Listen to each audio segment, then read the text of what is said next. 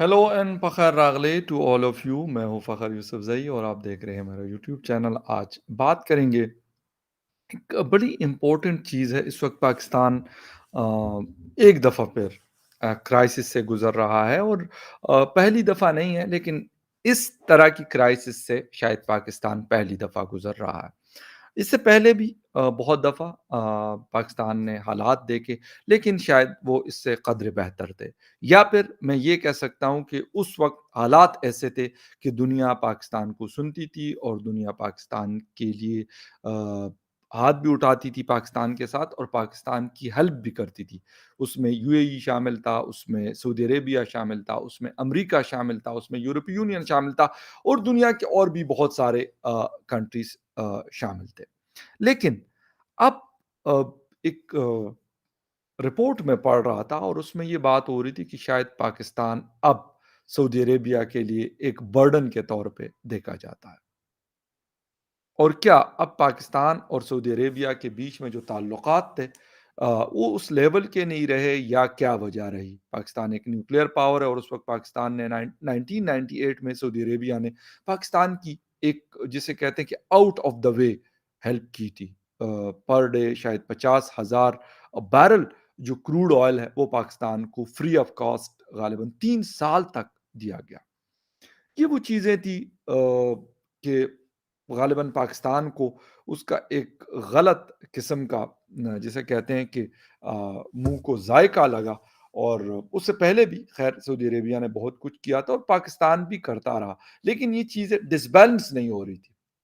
अब जिस हालत से पाकिस्तान गुज़र रहा है, आया अब भी सऊदी अरेबिया एक कमज़ोर एक फाइनेंशियल क्राइसिस का शिकार, एक डूबा हुआ मुल्क, क्या उसकी हेल्प करेगा या नहीं करेगा? या उसको एज़ ए बर्डन समझेगा या नहीं समझेगा? दूसरी तरफ हिंदुस्तान के साथ उनकी जो ट्रेड है, वो है $44 बिलियन से ऊपर है और उसमें मज़ीद इज़ाफ़े के भी इम्कानात हैं। चौथा बड़ा तिजारती पार्टनर है, यानी ट्रेड पार्टनर है सऊदी अरेबिया और इंडिया आपस में। खैर तफ़सील में जाते हैं और आपको थ्रू आउट हिस्ट्री 1960 से लेके 2023 तक की सिचुएशन पे बात करेंगे। और उस तफ़सील में जाने से पहले आपसे रिक्वेस्ट है कि जिन-जिन लोगों ने मेरे चैनल को सब्सक्राइब नहीं किया, प्लीज़ चैनल को सब्सक्राइब करना, बेल और लाइक का बटन दबाना ना भूलें। बात इस वक़्त जी हम कर रहे हैं किसकी? बात हम कर रहे हैं सऊदी अरेबिया की। सऊदी अरेबिया के हवाले से मैं आपको थोड़ा-सा कोशिश करता हूँ कि शुरू से, जब से पाकिस्तान और सऊदी अरेबिया के बीच में ताल्लुकात हैं और उन्होंने थ्रू आउट हिस्ट्री पाकिस्तान की हेल्प की है। सऊदी अरब पाकिस्तान की माली इमदाद क्यों करता है और क्या पाकिस्तान सऊदी अरब के लिए एक ताकत है या बोझ? ये एक बड़ा अहम सवाल है।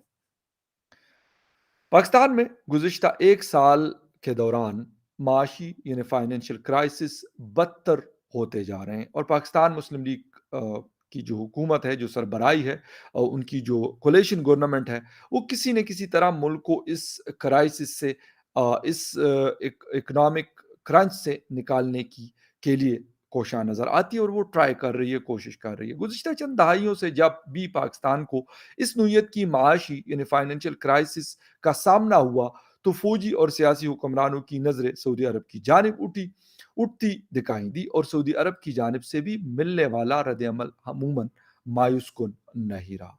इस मर्तबा भी सऊदी वली-अहद और वज़ीर-ए-आज़म मोहम्मद बिन सलमान ने पाकिस्तानी फ़ौज के जनरल आसिम मुनीर से रवा हफ्ते होने वाली मुलाकात के फ़ौरन बाद अपने मालियाती इदारों को हुक्म दिया है कि वो पाकिस्तान में सरमायाकारी और कर्ज़ों को बढ़ाने का जायज़ा लें। सऊदी ऐलान के मुताबिक पाकिस्तान में जारी सरमायाकारी का हुज्म $10 अरब, जबकि स्टेट बैंक ऑफ पाकिस्तान में डिपॉज़िट सऊदी रकम का हुज्म $5 अरब तक करने का जायज़ा लिया जाता रहा। सऊदी अरब का शुमार दुनिया के अमीर तरीन ममालिक में होता है, लेकिन सवाल ये है कि वो एक गरीब और मुसीबत ज़दा मुल्क यानी पाकिस्तान की मदद के लिए बार-बार क्यों आगे आता है? अच्छा, इस सवाल का जवाब हम अगर पास्ट में जाएँ तो कुछ चीज़ों से हमें मिलता है। 1998 में जब पाकिस्तान की जानिब से एटमी न्यूक्लियर टेस्ट किया गया, तो तजुर्बे किए जाने के फ़ौरन बाद सऊदी अरब के उस वक़्त के वज़ीर दिफ़ा शहज़ादा सुल्तान बिन अब्दुल अज़ीज़ अल सऊद इस्लामाबाद पहुँचे थे। تب امریکن پریزیڈنٹ بل کلنٹن تھے اور شہزادہ سلطان بن عبدالعزیز سعود کے اس دورے سے امریکہ کو خدشات لاحق ہوئے تھے۔ کلنٹن ایڈمنسٹریشن کے ایک سینئر اہلکار نے تب نیو یارک ٹائمز سے کہا تھا کہ سعودی وزیر دفاع کا دورہ پاکستان پریشان کن ہے۔ اس دوران یہ اطلاعات بھی سامنے آئی تھی کہ سعودی شہزادے کو مبینہ طور پر پاکستان کی خفیہ جوہری اڈوں کا دورہ کروایا گیا تھا۔ تب امریکہ کو بھی سمجھ میں نہیں آ رہا تھا کہ سعودی وزیر مبینہ طور پر پاکستان کے جوہری مراکز پر کیوں گئے تھے۔ اس حوالے سے پاکستان اور سعودی عرب دونوں ہی کی جانب سے کوئی وضاحت سامنے نہیں آئی تھی۔ شہزادہ سلطان سعودی عرب کے اس وقت کے بادشاہ کے بھائی تھے اور سعودی عرب کے دفاعی امور پر ان کی رائے بڑی اہمیت رکھتی تھی۔ ایسی اطلاعات بھی تھی کہ امریکہ کو خدشہ تھا کہ پاکستان کہیں مشرق وسطیٰ کو ایٹمی ہتھیاروں کا پھیلاؤ شروع نہ کر دے، اور سعودی عرب کے وزیر دفاع کے اس دورے کو ملک کے جوہری ہتھیاروں کی خواہش سے بھی جوڑا گیا تھا۔ تاہم کچھ ایکسپرٹس کہتے ہیں کہ نہیں، ایسا کچھ نہیں تھا اور اس بات میں کوئی سچائی نہیں ہے۔ اس کے علاوہ پاکستان اور سعودی عرب کے تعلقات کی بنیاد دراصل وہ معاہدہ ہے جو 1984 میں کیا گیا تھا، جس کے تحت اگر رائل فیملی کو کسی بھی قسم کا خطرہ ہوگا تو پاکستان اپنی فوج ان کو پرووائڈ کرے گا۔ پبلک پالیسی پر تحقیق کے ادارے اور تھنک ٹینک بروکنگز کی ایک رپورٹ کے مطابق پاکستان کے جوہری پروگرام کے ساتھ سعودی عرب کا تعلق پاکستانی وزیر اعظم ذوالفقار علی بھٹو کے دور سے ہے۔ پاکستانی پریس کے مطابق شہزادہ سلطان کے ساتھ اس وقت کے وزیر اعظم پاکستان نواز شریف اور مشہور ایٹمی سائنسدان اے کیو خان بھی یورینیم افزودگی مرکز میں موجود تھے۔ اچھا، اس وقت پاکستان کی پریس میں یہ خبریں شائع ہو رہی تھی کہ سعودی عرب ہتھیاروں کی تیاری میں پاکستان کی مدد کرتا ہے۔ اور اس کے بعد Henry L Stimson Center for study of security affairs کے صدر مائیکل کریپن نے نیو یارک ٹائمز کو بتایا تھا کہ سعودی عرب کا تعاون پاکستان کو صرف رقم دینے تک محدود نہیں ہے، بلکہ اس کی دلچسپی اس سے بھی زیادہ ہے۔ شہزادہ سلطان کا پاکستان کے یورینیم سینٹر تک جانا ان کی دلچسپی کو ظاہر کرتا ہے۔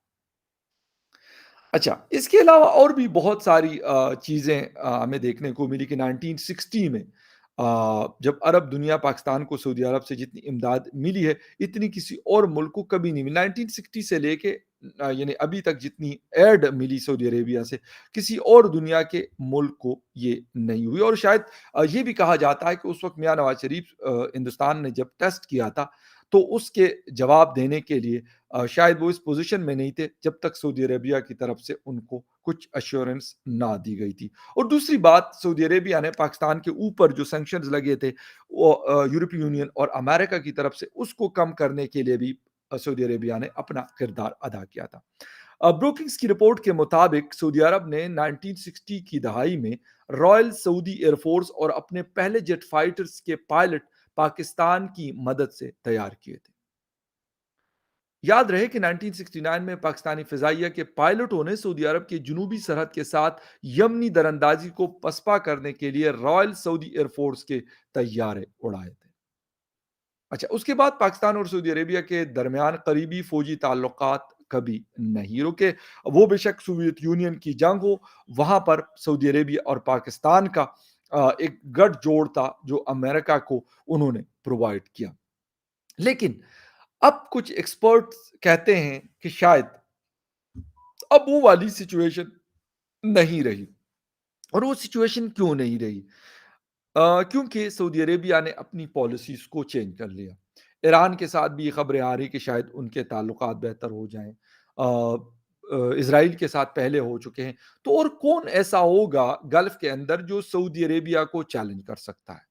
سعودی عربیہ پورے گلف میں اگر آپ دیکھا جائے وہ تو اسلامک ورلڈ کا لیڈر کے طور پہ ان کو دیکھا جاتا ہے، لیکن اگر گلف کے اندر دیکھا جائے تو سعودی عربیہ سب سے بڑا بھی ملک ہے اور اس کے ساتھ ساتھ اسٹرانگ بھی ہے۔ اس وجہ سے یہ بھی کہا جا رہا ہے اس وقت کہ اب سعودی عربیہ نے اپنی پالیسی چینج کی ہے۔ اس کی ایک اور وجہ یہ بھی نظر آ رہی ہے کہ سعودی عربیہ پاکستان کے ساتھ صرف $2 ارب کا بزنس کرتا ہے۔ لیکن اس کے بدلے میں یا اس کے جواب میں جب ہم دیکھتے ہیں ہندوستان تو 44 بلین US ڈالر کا بزنس آلریڈی موجود ہے، اور اس میں دونوں کنٹریز اس بات پہ ایگری ہیں کہ اس میں اضافے کی ایک اچھی خاصی گنجائش موجود ہے، اور یہ ہو سکتا ہے کہ فیوچر میں یا نیئر فیوچر یا فیوچر میں یہ $100 بلین کو کراس کر جائے۔ اور انڈیا سب سے بڑا تیل لینا والا ملک بھی سعودی عربیہ سے سب سے زیادہ کروڈ آئل بھی خریدتا ہے۔ اب ایسی صورت میں سعودی عربیہ کیا واقعی پاکستان کی ہیلپ کرے گا یا نہیں؟ میرے خیال میں کوئی بھی ایک سمپل سا سوال ہے، یہ اس کا جواب کوئی بھی دے سکتا ہے، کوئی ایکس وائی زیڈ بھی اس کا جواب دے سکتا ہے کہ ہر کوئی اپنے انٹرسٹ کو دیکھتا ہے، اور سعودی عربیہ بھی اسی طریقے سے جب سے محمد بن سلمان نے باغ دوڑ سنبھالی ہے تو اس نے بہت ساری چیزیں بہت تیزی کے ساتھ سعودی عربیہ میں تبدیل کی ہیں۔ اب اگر کوئی یہ ایکسپیکٹ کرتا ہے کہ سعودی عربیہ اسی طریقے سے کرتا رہے جو 1998 میں کرتا رہا، جو 1960 میں کرتا رہا، جو 1970 میں کرتا رہا، جو 1980 یا 1990 میں کرتا رہا، اب غالباً وہ والا چیپٹر کلوز ہو چکا ہے، اور وہ والے دروازے بھی غالباً اب بند ہو چکے ہیں، جس کی وجہ سے پاکستان زیادہ پریشان ہے۔ آئی ایم ایف ان کو کہتا ہے کہ جی آپ کے جو دوست ممالک یعنی چائنا اور سعودی عربیہ وہ آپ کی ہیلپ کریں تو پھر ہم آپ کی فنڈ ریلیز کریں گے۔ سعودی عربیہ اور چائنا یہ کنڈیشن لگاتے ہیں، اور U A E including U A E وہ بھی یہ کنڈیشن لگاتے ہیں کہ اگر آئی ایم ایف آپ کو لون کی جو انسٹالمنٹ ہے وہ جاری کرتا ہے تو ہم آپ کی مزید مدد کرنے کو تیار ہیں۔ اب اس کی وجہ کیا ہے؟ ایک ٹرسٹ ڈیفیسٹ ہے، آئی ایم ایف کو بھی ہمارے اوپر ٹرسٹ نہیں ہے، سعودی عربیہ چائنا اور یو اے ای کو بھی ہمارے اوپر ٹرسٹ نہیں ہے، اور اس کی اور کوئی وجہ نہیں ہے۔ اگر ٹرسٹ ہوتا تو وہ کہہ دیتے اوکے فائن، پہلے بھی دیتے رہے اب بھی دے دیتے، لیکن پہلے وہ دیتے تھے شاید حالات اور تھے، اب وہ نہیں دیتے اب حالات اور ہیں۔ دوسری چیز ایکسپرٹس یہ بھی بتا رہے ہیں کہ اب سعودی عربیہ جو کافی ایک ٹف ٹائم دیا کرتا تھا کسی زمانے میں ہندوستان کو کشمیر کے مسئلے کے اوپر، باقی تو کوئی ایسا نہیں تھا، لیکن کشمیر کے مسئلے پہ او آئی سی کی کانفرنسز ہوا کرتی تھی، او آئی سی کی باقاعدہ ریگولر سٹیٹمنٹس آیا کرتی تھی، اور یونائٹڈ نیشن میں بھی سعودی عربیہ پاکستان کی ہیلپ کرتا تھا، اور امریکہ کو بھی کسی حد تک انفلوئنس کرتا تھا ان چیزوں میں۔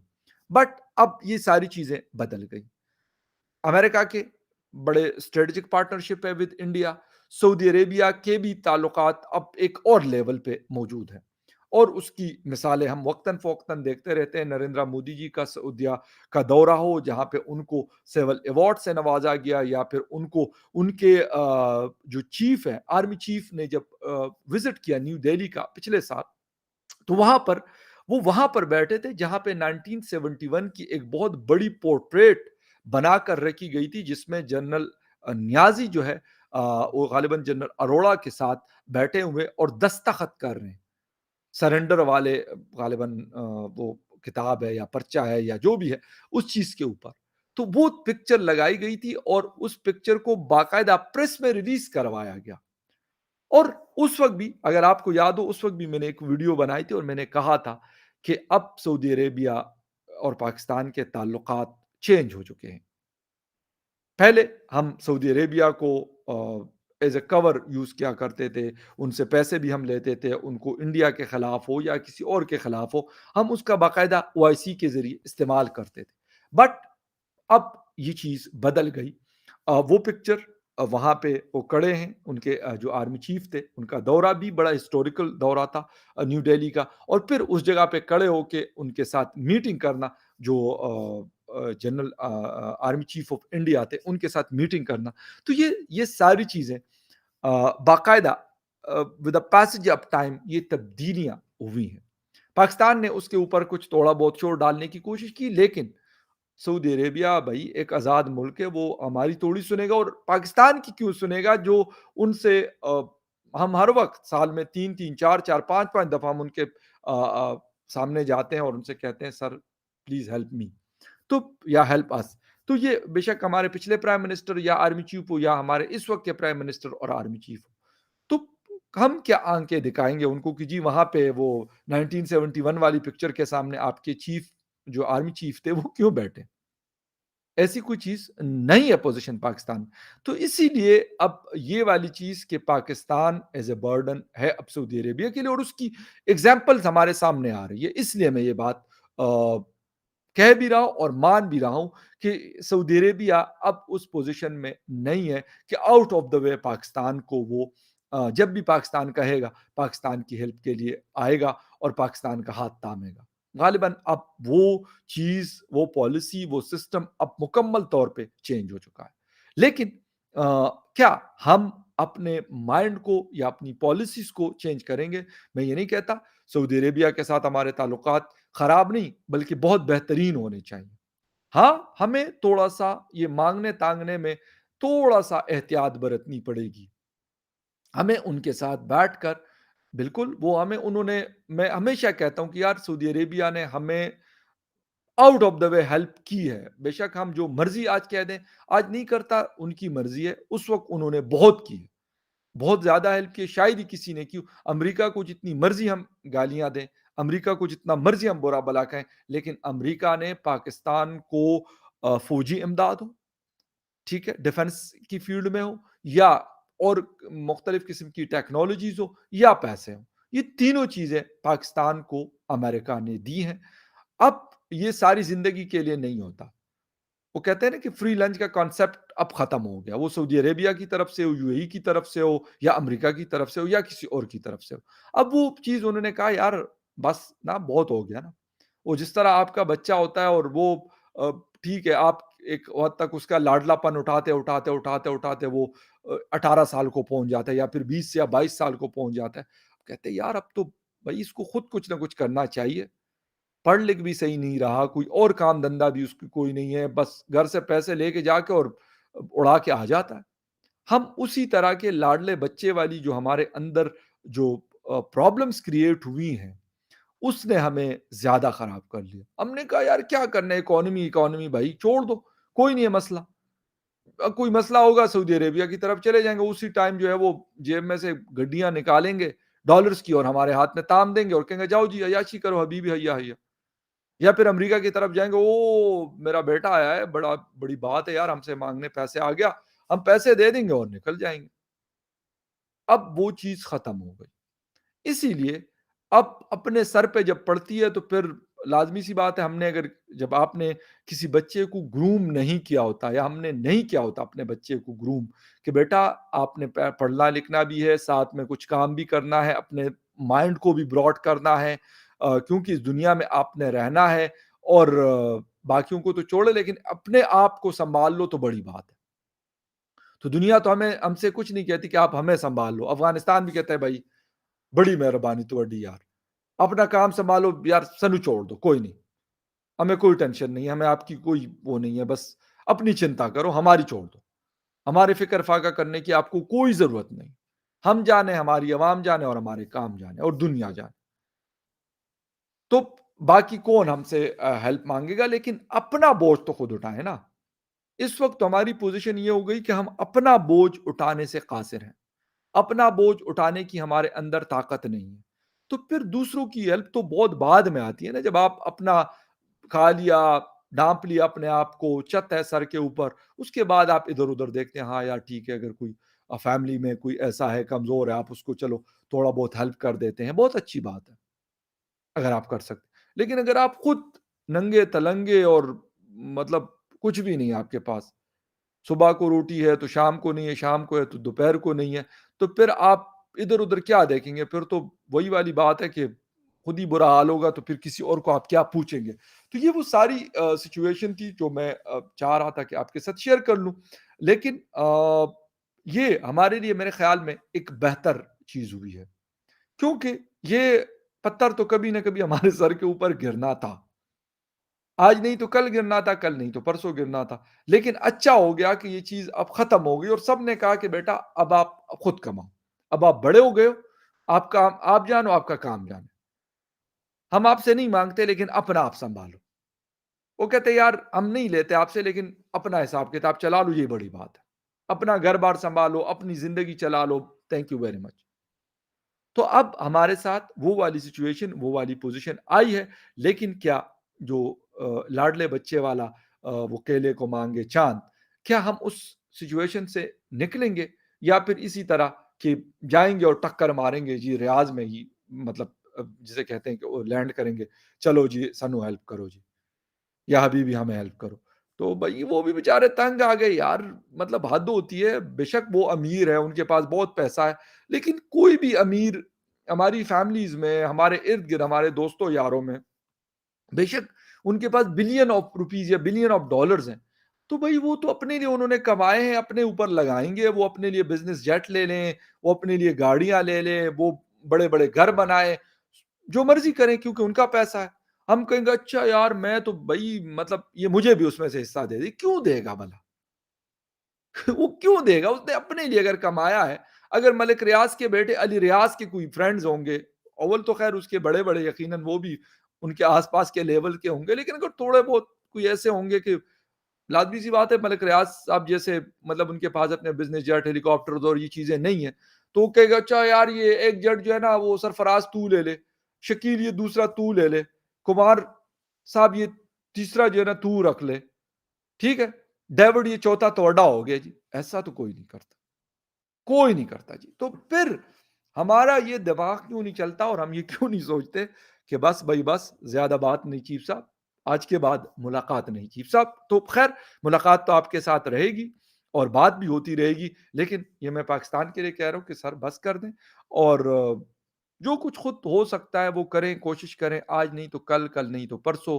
ہفتے بعد، سال بعد، 2 سال بعد، 3 سال بعد، جب آپ کی ڈائریکشن درست ہو جاتی ہے تو آپ آہستہ آہستہ صحیح، لیکن آپ اپنے ڈیسٹینیشن کی طرف بڑھتے رہتے ہیں، اور جب آپ بڑھنا شروع کر دیتے ہیں، پہلا قدم، دوسرا قدم، تیسرا قدم، چوتھا اور پانچواں قدم ہو سکتا ہے شاید بڑا مشکل ہو، لیکن اس کے بعد سسٹم چلنا شروع ہو جاتا ہے۔